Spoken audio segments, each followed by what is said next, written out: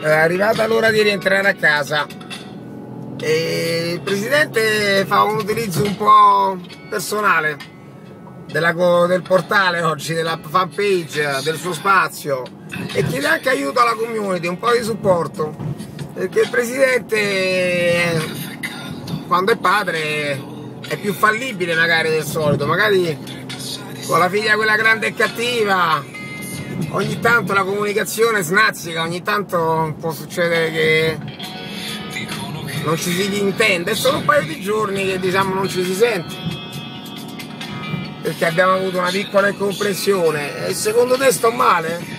No, non molto. La presente quella sensazione di quando ti mettono la busta della spesa in faccia e chiudono per un'ora e mezza?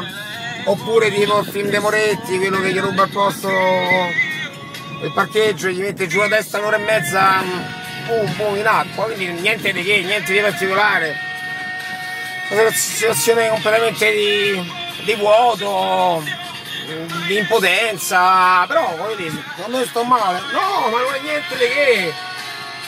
Ti manca la terra sotto i piedi, ti manca l'amore quello vero, perché ti escort è chiaro che taglie, Lucrezia è nudo.